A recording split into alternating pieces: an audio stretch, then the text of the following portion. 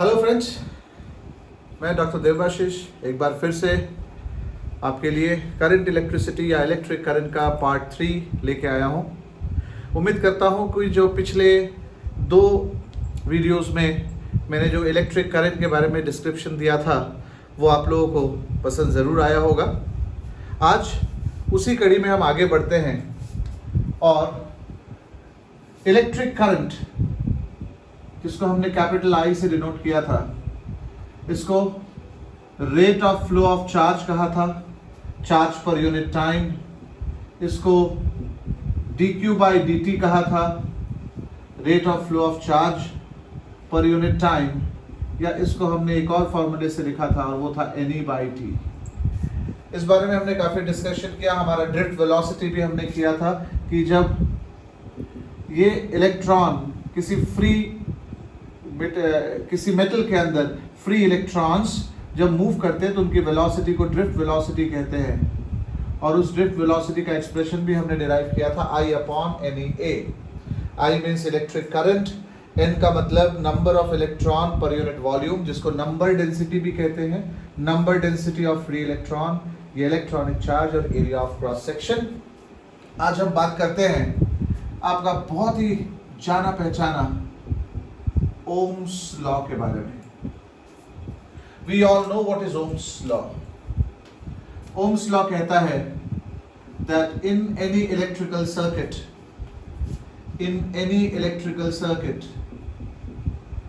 the potential difference between any 2 points in that electrical circuit is directly proportional to the electric current flowing through that circuit. This is Ohm's law. But ये ohms law का condition क्या है कि so long as physical state of conductor remains same, ये उसका condition है कि जब तक physical state will remain same, the potential difference across any 2 point is directly proportional to the current flowing through the conductor। और शायद ये सब हमको पता है that वो जो कांस्टेंट ऑफ प्रोपोर्शनलिटी इस रिलेशन को इक्वेशन में कन्वर्ट करता है, वो है R। और हम सब ने पढ़ा है ओम्स लॉ का स्टेटमेंट, ओम्स लॉ का equation V is equals to IR, जिसमें V पोटेंशियल डिफरेंस है, I इलेक्ट्रिक करंट है, और इस R को कहा ओम ने रेजिस्टेंस, इलेक्ट्रिकल रेजिस्टेंस, या फिर इसको कहा इलेक्ट्रिकल रेजिस्टेंस। तो आज हमारा सारा फोकस जो रहेगा वो 2 चीजों पे रहेगा, एक पोटेंशियल डिफरेंस और दूसरा इलेक्ट्रिकल रेजिस्टेंस। हमारी वीडियो में हम कोशिश करेंगे ये दोनों पे थोड़ा सा कॉन्सेप्ट बिल्डिंग कर ले, समझ ले कि पोटेंशियल डिफरेंस इलेक्ट्रिक सर्किट पे क्या होता है और इलेक्ट्रिकल रेजिस्टेंस इलेक्ट्रिक सर्किट पे क्या होता है। चलिए शुरुआत करते हैं पोटेंशियल डिफरेंस से, थोड़ा सा आइडिया ले लेते हैं पोटेंशियल डिफरेंस का, उसके बाद हम इलेक्ट्रिकल रेजिस्टेंस की तरफ बढ़ेंगे। आप सब ने स्लाइड एंजॉय किया होगा पार्क में, और ये जो स्लाइड है, ये स्लाइड को पहले हर एक बच्चे को चढ़ना पड़ता है। ये अगर ग्राउंड है, इस ग्राउंड से हर एक बच्चे को स्लाइड पे चढ़ना पड़ता है। कैसे? सीढ़ियों की मदद से चढ़ना पड़ता है। तो जैसे जैसे हम सीढ़ियां चढ़ते चले जाते हैं, वैसे वैसे हमारी हाइट बढ़ती चली जाती है। और हम सबको पता है the formula for potential energy, that is mgh। h means height. जैसे जैसे हाइट बढ़ेगा वैसे वैसे आपका पोटेंशियल एनर्जी बढ़ेगा। मतलब जब आप इस हाइट पे पहुंच चुके होंगे जो हाइट h है, तब आपकी पोटेंशियल एनर्जी कितनी हो चुकी होगी? mgh। ये पोटेंशियल एनर्जी आई कहां से? सीढ़ियां चढ़ते वक्त आपने ग्रेविटेशनल फोर्स के अगेंस्ट मेहनत किया, वर्क किया। सीढ़ियां चढ़ते वक्त ग्रेविटेशनल पुल के अगेंस्ट आपने मेहनत किया, वर्क किया। उस वर्क ने आपकी पोटेंशियल एनर्जी बढ़ा दी। मतलब सीढ़ियां चढ़ते हुए जितना भी वर्क आपने किया वो वेस्ट नहीं हुआ, वो आपके बॉडी के अंदर स्टोर्ड है। किस फॉर्म में? पोटेंशियल एनर्जी के फॉर्म में। अब बारी आती है कि अगर आपने स्लाइड में अपने आप को रिलीज कर दिया तो क्या होगा, यही स्टोर्ड पोटेंशियल एनर्जी आपकी काइनेटिक एनर्जी में कन्वर्ट हो जाएगी. So the entire potential energy is converted into kinetic energy. Law of conservation of energy which can neither be created nor be destroyed can be transferred from one form to the other form of energy. आप लोग ये example ध्यान में रखिएगा. सीढ़ियां चढ़ते हुए work done, जिससे आपकी पोटेंशियल एनर्जी बढ़ी. वहां से फिर स्लाइड एंजॉय करने के लिए आपने स्लाइड में जंप लगा दिया. वही पोटेंशियल एनर्जी किसमें कन्वर्ट हो गई, kinetic energy. Potential energy is converted into kinetic energy. अब इस एग्जांपल का हमारे पोटेंशियल डिफरेंस से क्या रिलेशन है, इस एग्जांपल का हमारे पोटेंशियल डिफरेंस से क्या रिलेशन है. तो मैं कुछ पोर्शन मिटा रहा हूं, कुछ पोर्शन रख रहा हूं. ये ओम्स लॉ रख दे रहा हूं because this is the statement of Ohm's law. Potential difference is directly proportional to the current. Now, suppose मेरे पास दो पॉइंट्स है, पॉइंट A है और ये पॉइंट B है. पॉइंट A में मेरे पास 5 इलेक्ट्रॉन्स है और पॉइंट B में मेरे पास 100 इलेक्ट्रॉन्स है. अब मैं आपसे पूछता हूं, ये दोनों पॉइंट में से ज्यादा नेगेटिव कौन सा होगा. तो ऑफ कोर्स क्योंकि नंबर ऑफ इलेक्ट्रॉन्स ज्यादा है तो जो पॉइंट B है वो ज्यादा नेगेटिव होगा. और जो पॉइंट है जिसके पास सिर्फ 5 इलेक्ट्रॉन्स ही है ये लेस नेगेटिव होगा. और आपको ये चीज पता होगी, लेस नेगेटिव का मतलब होता है मोर पॉजिटिव. जो पॉइंट लेस नेगेटिव है वो इसके कंपैरिजन में ज्यादा पॉजिटिव है. अब मैं आपसे पूछ रहा हूं, ऐसे दो पॉइंट्स है, पॉइंट A और पॉइंट B. एक में ज्यादा इलेक्ट्रॉन्स है 100 और दूसरे में कम इलेक्ट्रॉन्स है 5. So B is at a more, negative strength and A is at a less negative strength. B का negative strength ज्यादा है और A का negative strength कम है. अब मुझे ये जानना है कि अगर मैंने पॉइंट A और B को आपस में जोड़ दिया, एक वायर लगाया, मैंने एक वायर लगाया और वायर लगा के पॉइंट A और B को आपस में जोड़ दिया तो क्या होगा. ऑफ कोर्स जैसे मैंने वायर लगाया तो ये 100 इलेक्ट्रॉन के बीच इतना ज्यादा रिपल्शन है, सारे नेगेटिव चार्जेस हैं, ऑल इलेक्ट्रॉन्स आर नेगेटिव. तो नेगेटिव नेगेटिव नेगेटिव इतने नेगेटिव हैं, आपस में इतनी जबरदस्त तरीके से रिपेल कर रहे हैं कि इन 100 इलेक्ट्रॉन में से रिपल्शन के कारण आपके इलेक्ट्रॉन्स ट्रैवल करना शुरू करेंगे और ये ट्रैवल होके, रिपल्शन यहाँ पे भी है पर इसका रिपल्शन ज्यादा है. तो ज्यादा रिपल्सिव फोर्स के कारण ये इलेक्ट्रॉन ट्रैवल करेंगे और कहां पहुंच जाएंगे, पॉइंट A के पास पहुंच जाएंगे.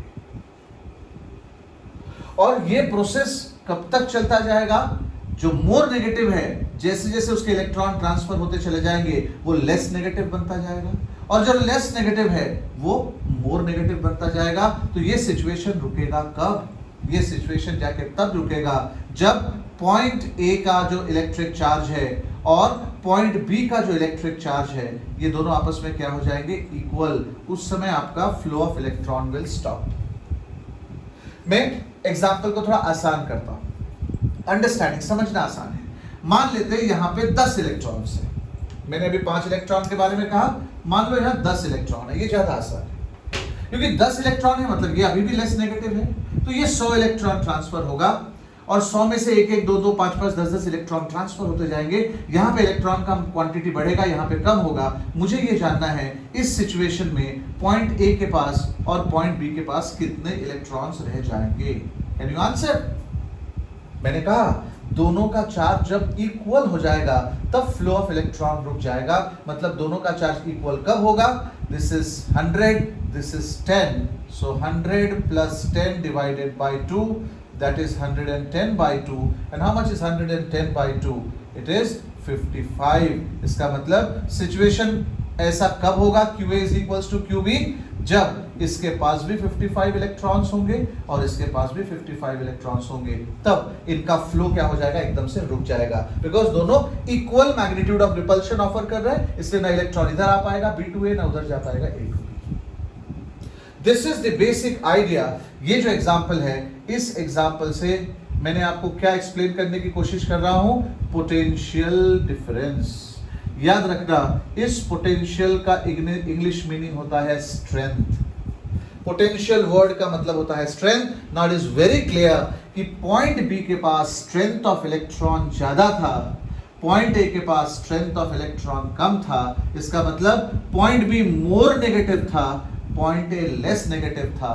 किसमें नेगेटिव, किसमें मोर, किसमें लेस? स्ट्रेंथ में. यहां ज्यादा इलेक्ट्रॉन थे तो स्ट्रेंथ ज्यादा था, इसीलिए पोटेंशियल. मतलब हम ये कह सकते हैं पॉइंट बी का more negative potential, more negative strength मतलब मोर नेगेटिव पोटेंशियल, और पॉइंट ए का लेस नेगेटिव पोटेंशियल. स्ट्रेंथ कम था इसलिए लेस नेगेटिव पोटेंशियल, और लेस नेगेटिव पोटेंशियल का मतलब क्या होगा? More positive potential. So with the help of this example what I have tried to explain कि जो पॉइंट के पास नंबर ऑफ इलेक्ट्रॉन का एक्यूमुलेशन ज्यादा रहेगा वो ज्यादा नेगेटिव पोटेंशियल पे रहेगा, नेगेटिव स्ट्रेंथ ज्यादा रहेगा, और जिसके पास कम इलेक्ट्रॉन्स रहेंगे उसका नेगेटिव स्ट्रेंथ कम रहेगा, नेगेटिव पोटेंशियल कम रहेगा, but at the same time इसके कंपैरिजन में वो ज्यादा पॉजिटिव मतलब मोर पॉजिटिव पोटेंशियल पे रहेगा. Less negative means more positive. So A is at a high potential, more positive. So A is at a high potential. हमारी जो terminology है, A is at a high potential and B is at a low potential. क्यों कह रहा हूँ low? Because it is more negative. More negative मतलब value wise ये कम है और value wise ये ज्यादा है.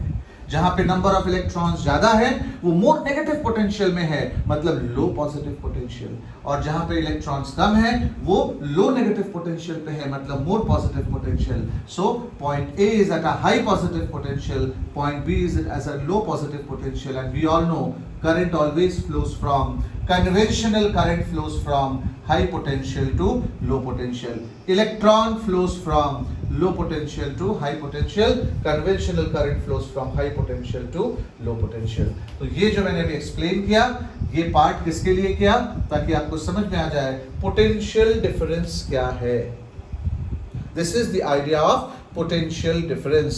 So in electric circuit potential difference मतलब सर्किट के ऐसे कोई भी दो हिस्सा जिस हिस्से में नंबर ऑफ इलेक्ट्रॉन्स का फर्क होगा, डेफिनेटली वो दो पॉइंट के बीच क्या एग्जिस्ट करेगा? Potential difference. What do you understand by the word potential? Potential मतलब होता है स्ट्रेंथ. जिस पॉइंट पे ज्यादा इलेक्ट्रॉन एक्यूमुलेटेड है, जिस पॉइंट पे ज्यादा नंबर ऑफ इलेक्ट्रॉन एक्यूमुलेटेड है वो बहुत ज्यादा नेगेटिव है लेकिन at the same time less positive है. जिस जगह पे कम इलेक्ट्रॉन्स एक्यूमुलेटेड है वो कम नेगेटिव है मतलब ज्यादा पॉजिटिव है. और ऐसे दो पॉइंट को अगर आपने कंडक्टर से कनेक्ट किया तो इलेक्ट्रॉन हमेशा ज्यादा एक्यूमुलेशन वाले पॉइंट से कम एक्यूमुलेशन वाले पॉइंट की तरफ ट्रैवल करेगा. क्यों करेगा? रिपल्शन के कारण. यहाँ का रिपल्शन ज्यादा है इसलिए ट्रैवल करेगा, और इस इलेक्ट्रॉन फ्लो के ऑपोजिट हमारा क्या फ्लो करेगा? करंट फ्लो करेगा. तो this is the basic idea of potential difference and current. Ohm ने क्या कहा? जितना ज्यादा पोटेंशियल डिफरेंस उतना ज्यादा करंट, जितना ज्यादा पोटेंशियल डिफरेंस उतना ज्यादा करंट. Very simple. अगर एक तरफ मेरे पास 100 इलेक्ट्रॉन है और दूसरी तरफ 0 इलेक्ट्रॉन है तो इसमें मैग्नीट्यूड ऑफ करंट ज्यादा होगा, या एक तरफ 100 इलेक्ट्रॉन्स है और दूसरी तरफ 50 इलेक्ट्रॉन्स है, क्या लगता है किसमें मैग्नीट्यूड ऑफ करंट ज्यादा होगा? I1 और I2. ऑफ कोर्स हमारा this is the flow of electron, so I1 का डायरेक्शन ऐसा होगा और I2 का डायरेक्शन ऐसा होगा, इलेक्ट्रॉन के अपोजिट. तो विच वन इज ग्रेटर? क्योंकि स्ट्रेंथ का डिफरेंस इसमें ज्यादा है तो I1 will be greater than I2 because potential difference V1 is greater than potential difference V2. Strength का डिफरेंस मतलब potential difference. So I1 is greater than I2. Why? Because V1 is greater than V2. इसी को ओम ने कहा कि in an electrical circuit the potential difference and current they are always directly proportional. हमेशा एक दूसरे से प्रोपोर्शनल होंगे. जितना ज्यादा पोटेंशियल का डिफरेंस, जितना ज्यादा स्ट्रेंथ का डिफरेंस, उतना ज्यादा क्या फ्लो होगा? Current. And what is the constant of proportionality? जैसे मैंने थोड़ी देर पहले लिखा था R which is called electrical resistance. R which is called electrical resistance is the constant of proportionality. Now अब अगर मैं मैथमेटिकली डिफाइन करूं तो व्हाट इज आर? तो ध्यान से देखिए मैथमेटिकली आर क्या होगा? आर हो जाएगा V अपॉन I. तो resistance is nothing but ratio of potential difference to current. That is also we define resistance so mathematically electrical resistance क्या है?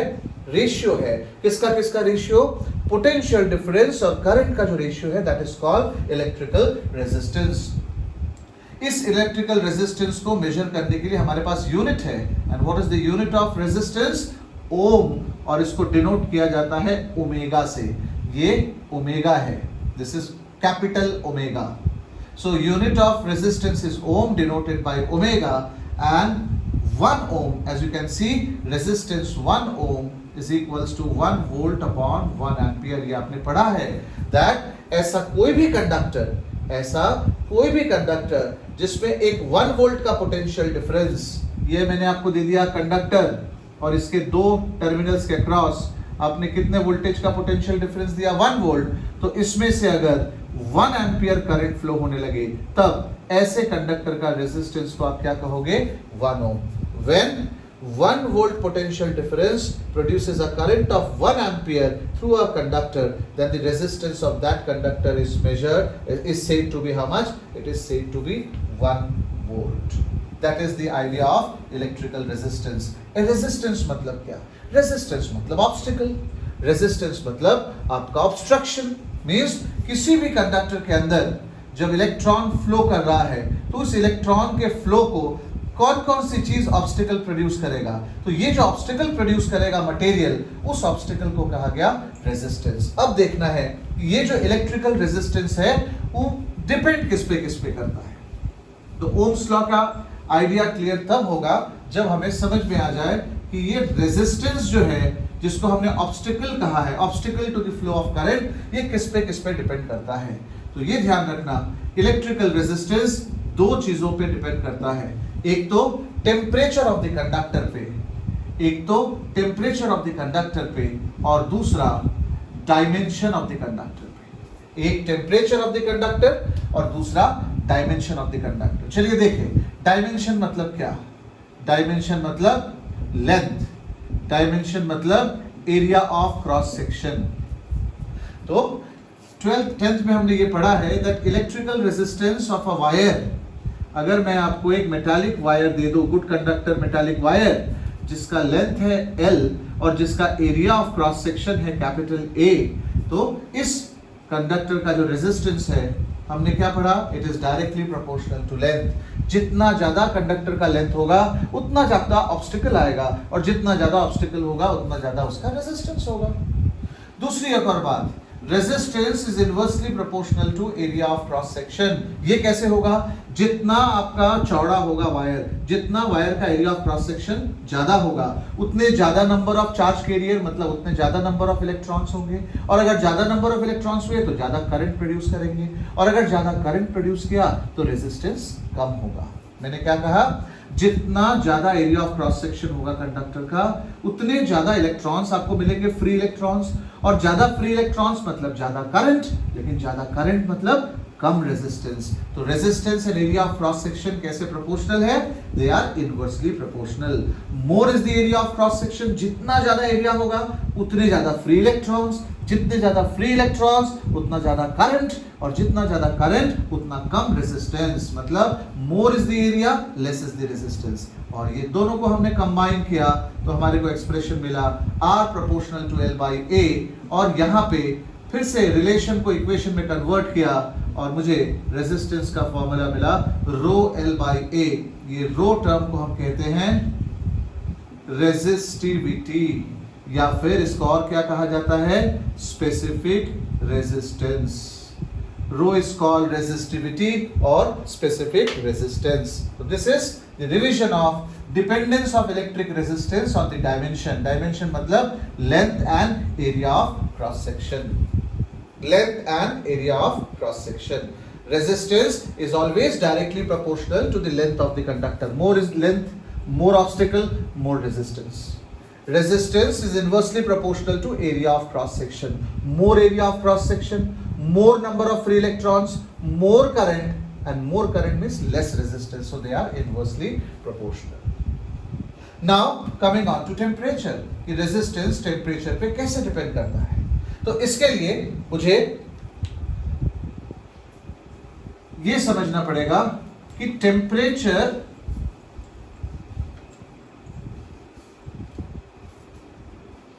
करता क्या है? अगर मैं कंडक्टर्स की बात करूं तो ध्यान रखना, गुड कंडक्टर्स में हमेशा there will be plenty of free electrons, बहुत सारे फ्री इलेक्ट्रॉन्स है। और हमने क्या पढ़ा, ये हमेशा कैसे मोशन में है? They are in always in a state of random motion, very high speed random motion. और इनकी जो रैंडम स्पीड है इस करीब करीब याद करो 10⁵ मीटर पर सेकेंड की होती है। और ये रैंडम स्पीड जो है वो किस पे डिपेंडेंट होती है? टेम्परेचर डिपेंडेंट होती है। क्यों? क्योंकि जैसे ही आपने टेम्परेचर बढ़ाया, टेम्परेचर के साथ उनका स्पीड बढ़ेगा, मतलब टेम्परेचर इलेक्ट्रॉन्स की काइनेटिक एनर्जी बढ़ाएगी। More is the temperature, more is the kinetic energy, more is the kinetic energy, more is the speed, and more is the speed means more is the collision. मतलब जैसे जैसे conductor का temperature बढ़ेगा, conductor में जो घूम रहे electron उनका रैंडम स्पीड बढ़ेगा। और अगर रैंडम स्पीड बढ़ा तो डेफिनेटली क्या बढ़ेगा? कोलिजन। और अगर कोलिजन बढ़ा इसका मतलब ऑब्स्टिकल बढ़ा, और अगर ऑब्स्टिकल बढ़ा इसका मतलब क्या बढ़ गया? रेजिस्टेंस बढ़ गया। तो गुड कंडक्टर्स में टेम्परेचर अगर बढ़ाओ तो टेम्परेचर के साथ साथ क्या बढ़ना शुरू हो जाता है? Resistance. More is the temperature, more is the resistance. ये है कंडक्टर का बिहेवियर। इसका ठीक उल्टा बिहेवियर होता है सेमीकंडक्टर का। ये दूसरा मटेरियल है, आप पढ़ेंगे 12th में, सेमीकंडक्टर। सारे इलेक्ट्रॉनिक डिवाइसेस इससे बने हैं, जर्मेनियम, सिलिकॉन, सेमीकंडक्टर्स। तो ये सेमीकंडक्टर इसका ठीक उल्टा बिहेवियर करता है। और बिहेवियर कैसा है? अगर मैंने टेम्परेचर बढ़ाया तो इनका रेजिस्टेंस बढ़ने के बजाय क्या होता है? कम होता है। ये ध्यान रखना, इसका डिस्कशन हम बाद में करेंगे। बट कंडक्टर्स और सेमीकंडक्टर्स में फर्क क्या है? कंडक्टर्स में टेम्परेचर बढ़ाओ तो रेजिस्टेंस भी बढ़ेगा। क्यों बढ़ेगा? क्योंकि कोलिजन बढ़ रहा है। कोलिजन क्यों बढ़ रहा है? क्योंकि रैंडम स्पीड बढ़ रहा है। लेकिन सेमीकंडक्टर ऐसा नहीं करता। सेमीकंडक्टर में टेम्परेचर बढ़ाओ तो रेजिस्टेंस हमेशा कम हो जाएगा। ये ध्यान रखना। Temperature increases, resistance decreases in semiconductors. In good conductors, temperature increases, resistance also increases. चलिए अब अपन देखते हैं कि एक रेजिस्टेंस का टेम्परेचर डिपेंडेंस कैसा होता है। टेम्परेचर डिपेंडेंस कि how a resistance of a conductor, not semiconductor, how resistance of a conductor depends on temperature. मान लेते हैं एक conductor, let us take a conductor, a piece of wire, a piece of wire, a good conductor. इस conductor का 0 degree Celsius पे resistance है R0, resistance at 0 degree Celsius. इसी conductor का टेम्परेचर में बढ़ाने लगा और जब मैं T डिग्री सेल्सियस इसका टेम्परेचर किया तो मुझे उसका रेजिस्टेंस मिला RT। What is RT? Resistance at T degree Celsius. So what is the rise in temperature? मैंने टेम्परेचर क्या था? पहले मेरा टेम्परेचर था 0, बढ़ा के मैंने टेम्परेचर किया T डिग्री सेल्सियस। मतलब चेंज इन टेम्परेचर कितना हुआ? चेंज इन टेम्परेचर हुआ T degree Celsius. Change in resistance कितना हुआ? Delta R, of course RT minus R0। बाजू में लिख रहा हूं for conductors. Can you tell me मैंने क्यों लिखा फॉर कंडक्टर्स? क्योंकि हमने अभी पढ़ा कि कंडक्टर में ही टेम्परेचर बढ़ेगा तो रेजिस्टेंस बढ़ेगा, और रेजिस्टेंस बढ़ेगा तो RT जो है वो बड़ा होगा R0 से। अगर ये सेमीकंडक्टर होता तो सिचुएशन उल्टा हो जाता। So for conductors change in resistance RT minus R0। अब आपका लॉ क्या कहता है? याद रखना, लॉ ये कहता है that change in resistance is always directly proportional to resistance at 0 degree Celsius. Constant. हर एक मटेरियल का अपना खुद का रेजिस्टेंस एट 0 डिग्री सेल्सियस होता है। तो जो भी चेंज है वो किस पे डिपेंड करेगा? उसका रेजिस्टेंस एट 0 डिग्री सेल्सियस। और ये जो चेंज इन रेजिस्टेंस है ये और किस पे डिपेंड करेगा? Rise in temperature. Capital T, sorry small T क्या है? स्मॉल टी है राइज इन टेम्परेचर। R0 क्या है? Resistance at 0 degree Celsius. ये दोनों पे डिपेंड करेगा चेंज इन रेजिस्टेंस। अब ये दोनों रिलेशन नंबर 1 और रिलेशन नंबर 2 को अगर मैं कंबाइन कर दूं तो कंबाइन करके क्या मिलेगा? Change in resistance is proportional to R0 into T। देखो mathematically it is R0 into T। और रिलेशन को फिर से मैं कन्वर्ट कर रहा हूं किसमें, इक्वेशन में। तो जैसे ही प्रोपोर्शनलिटी को हटा के इक्वल टू डाल दिया, इक्वल टू के बाद एक कांस्टेंट मल्टीप्लाई करना पड़ेगा। याद रखना ये प्रोपोर्शनल का साइन है, ये अल्फा है, यहाँ पे मिल गया अल्फा R0t। तो मुझे ये जो टर्म मिला नया अल्फा, ये अल्फा का फॉर्मूला हो गया डेल्टा R और उसके नीचे क्या आ जाएगा R0t। So this is a new formula for alpha. शायद ये आपको विजिबिलिटी से बाहर चला गया, तो मैं यहाँ पे सॉल्व कर रहा हूँ। डेल्टा R किससे प्रोपोर्शनल मिला, R0 into t। फिर मैंने क्या किया, प्रोपोर्शनलिटी को इक्वल टू में कन्वर्ट किया, एक कांस्टेंट मल्टीप्लाई किया R0t, और ये कांस्टेंट क्या है, दिस कांस्टेंट इज अल्फा। तो ये नया कांस्टेंट जो मुझे मिला अल्फा, इसका मुझे फॉर्मूला क्या मिल गया, डेल्टा R अपॉन R0t। इस अल्फा नए टर्म को हमने एक नया नाम दिया।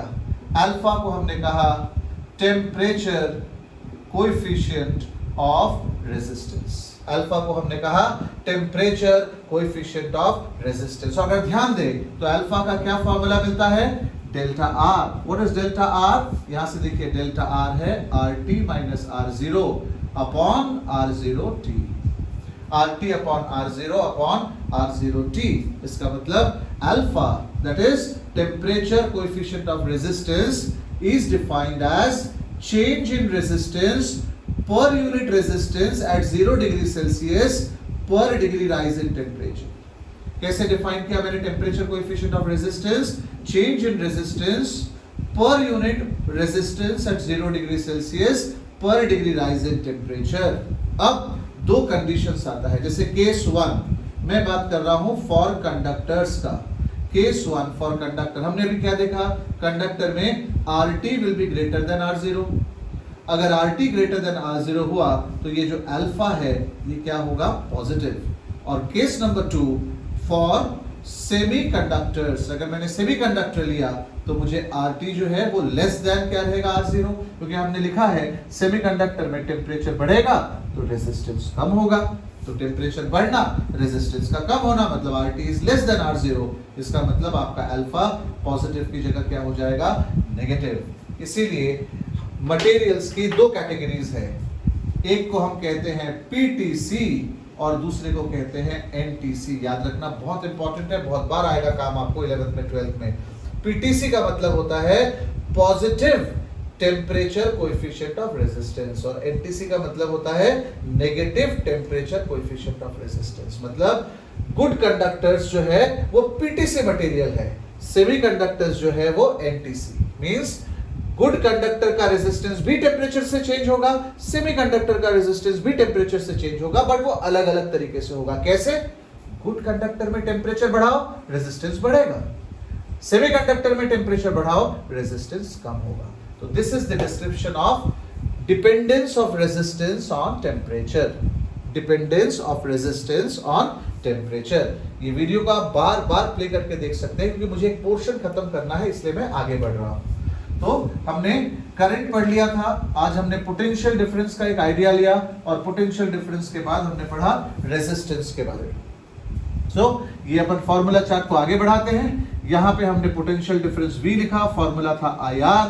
फिर हमने रेजिस्टेंस लिखा, याद है रेजिस्टेंस का फॉर्मूला एक था ρL/A और दूसरा alpha temperature coefficient of resistance, जिसका फॉर्मूला था RT minus R0 upon R0t। तो आपसे रिक्वेस्ट है स्टूडेंट्स कि आप इसको बार बार रिपीट करके देखेंगे तो चीजें बड़ी क्लियर हो जाएगी, रिपीटेशन भी हो जाएगा, आपको समझ में ज्यादा बेहतर तरीके से आएगा कि रेजिस्टेंस किस तरीके से डायमेंशन पे डिपेंड करता है, लेंथ और एरिया, और टेम्परेचर कोएफिशिएंट ऑफ रेजिस्टेंस क्या बताता है कि रेजिस्टेंस टेम्परेचर पे भी डिपेंड करता है। चलिए अब हम आगे बढ़ते हैं और ओम्स लॉ सर्किट देखते हैं। Ohm's law circuit.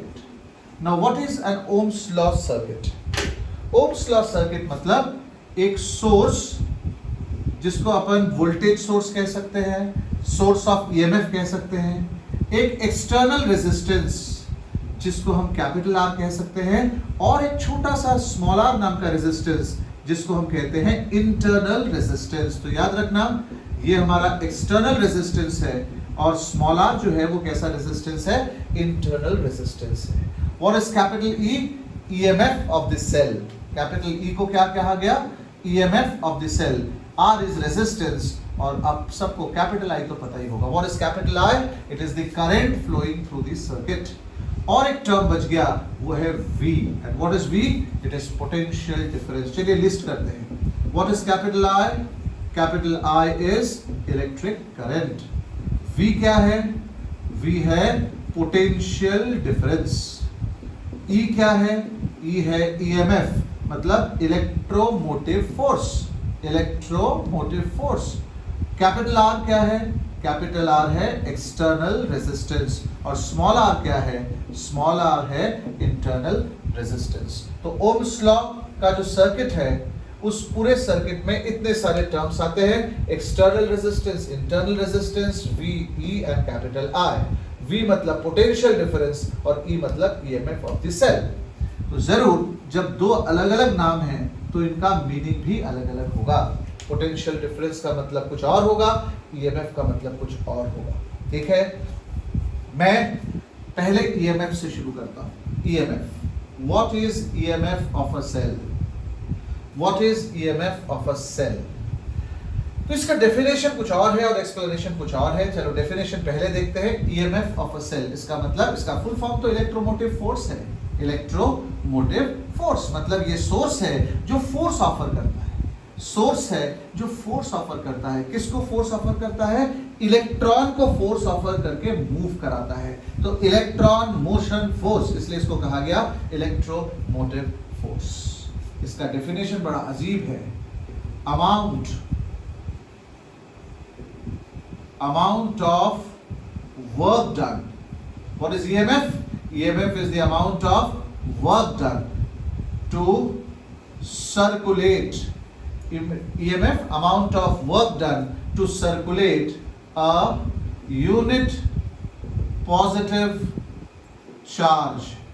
Unit positive charge का मतलब होता है +1 coulomb charge once round the complete circuit। CKT का मतलब circuit.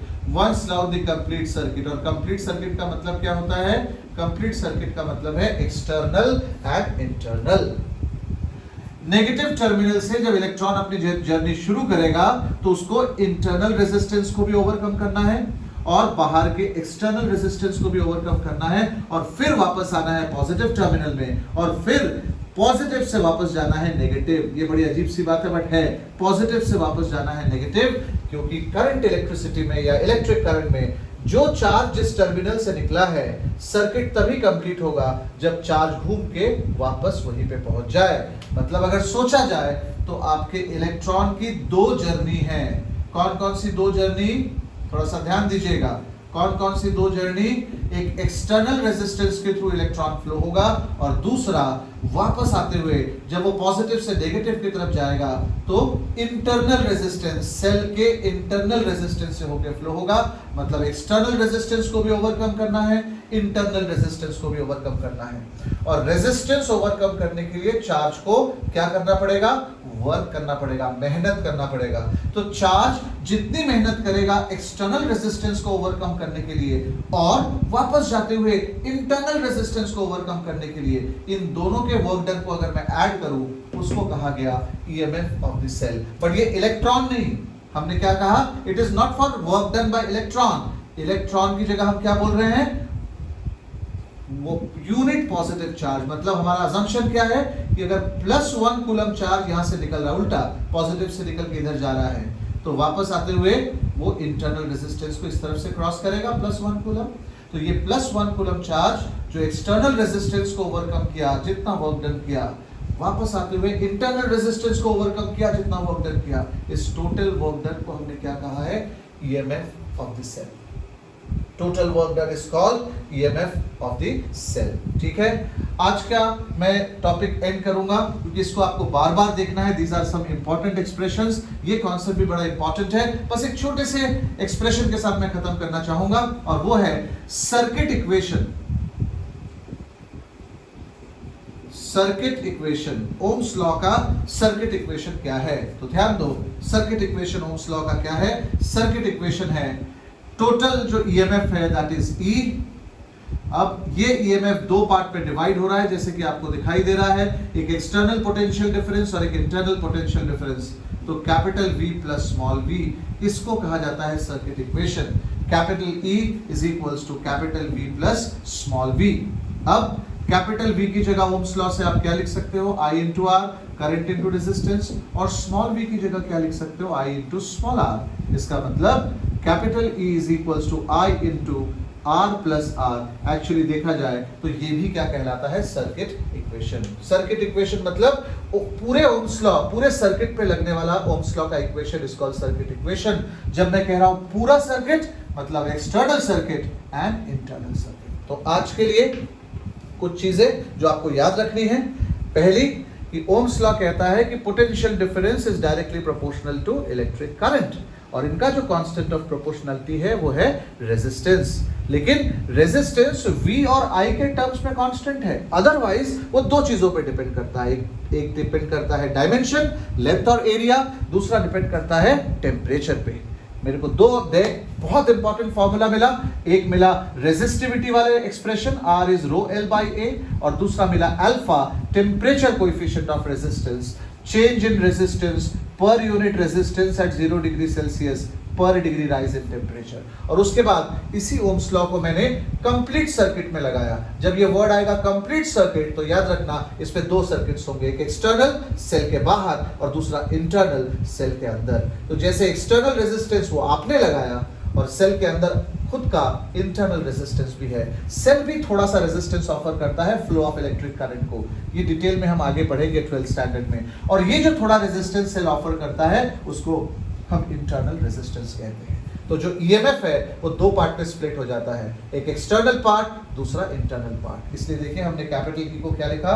Capital V plus small v, और आगे E is equals to I R plus R। ये हुआ सर्किट इक्वेशन। अगले वीडियो में हम इस सर्किट इक्वेशन से आगे बढ़ेंगे, और आगे बढ़ के हम रेजिस्टेंस इन सीरीज और रेजिस्टेंस इन पैरेलल करने की कोशिश करेंगे। Thank you so much.